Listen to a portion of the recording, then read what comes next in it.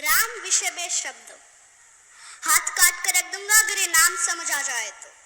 कितनी दिक्कत होगी पता है अगर राम समझ आ जाए तो। भाई राम राम तो कह लोगे पर राम सा दुख भी सहना होगा। पहली चुनौती ये होगी कि मर्यादा में रहना होगा। और मर्यादा में रहना मतलब कुछ खास नहीं कर जाना है, बस बस त्याग को गले लगाना है और अहंकार जगाना है। अब अपने राम लला के खातिर इतना न कर पाओगे, अरे शबरी का जूठा खाओगे तो पुरुषोत्तम कहलाओगे। काम क्रोध से भीतर रहकर तुमको शीतल बनना होगा। बुद्ध भी जिसके छाव में बैठा है ऐसा पीपल बनना होगा।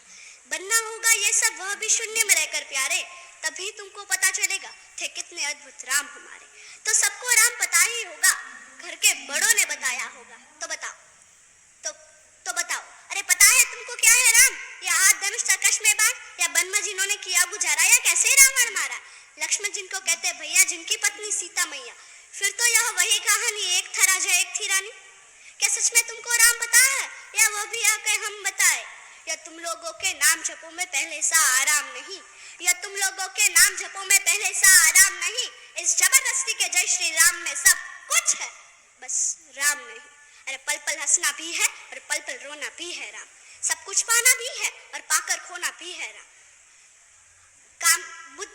ब्रह्मा जी के कुल से होकर जो जंगल में सोए हो, जो अपनी जीत का हर्षो रावण की मौत पे रोए हो, शिव जी जिनकी सेवा खातिर मारुत रूप में आ जाए, शेष नाग लक्ष्मण बनकर जिनके रक्षक हो जाए, और तुम लोग काम क्रोध छल कपट अहंकार सीने से लगा के सो जाओगे, तो कैसे भक्त बनोगे उनके, कैसे राम समझ पाओगे? अघोर क्या है पता नहीं और शिव जी का वरदान चाहिए। ब्रह्मचर्य का इल्म नहीं और इन भक्त स्वरूप हनुमान चाहिए। भगवा क्या है क्या ही पता, पर लहराना सबको होता है। भगवा क्या है वही जाने जो भगवा ओढ़ है सोता है। राम समझना है ना तुमको? निश्चित मंदिर जाना होगा, उससे पहले भीतर जा संग अपने राम को लाना होगा। अवधपुरी का उत्सव था, सबने खूब मनाया, कोई कसर नहीं छोड़ा, क्योंकि मेरे राम आए हैं। जय सिया राम। और हाँ, हमें भी अयोध्या आना। मैं सनातन धर्म की योद्धा आद्याबा जडेजा। भारत संतों की भूमि है, इसलिए तो कहते हैं कि भारत जमीन का टुकड़ा नहीं।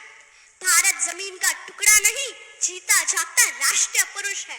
हिमालय मस्तक है, गौरी शंकर शिखा है, कश्मीर किरट है, पंजाब और बंगाल दो विशाल कंधे हैं, विंध्याचल कटी है, नर्मदा करघनी है, पूर्वी और पश्चिमी घाट दो विशाल जंघाएं हैं, कन्याकुमारी इसके चरण है, सागर इसके पग पखारता है, पावस के काले काले मेघ इसके कुंतल केश है, चांद और सूरज इसकी आरती उतारते हैं।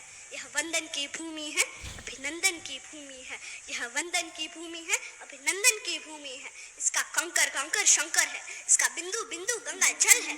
हम जिएंगे तो इसके लिए, मरेंगे तो इसके लिए, और मरने के बाद भी यदि गंगा में बहती हुई हमारी अस्थियों को यदि कोई कान लगाकर सुनेगा तो केवल एक ही आवाज सुनाई देगी, भारत माता की जय।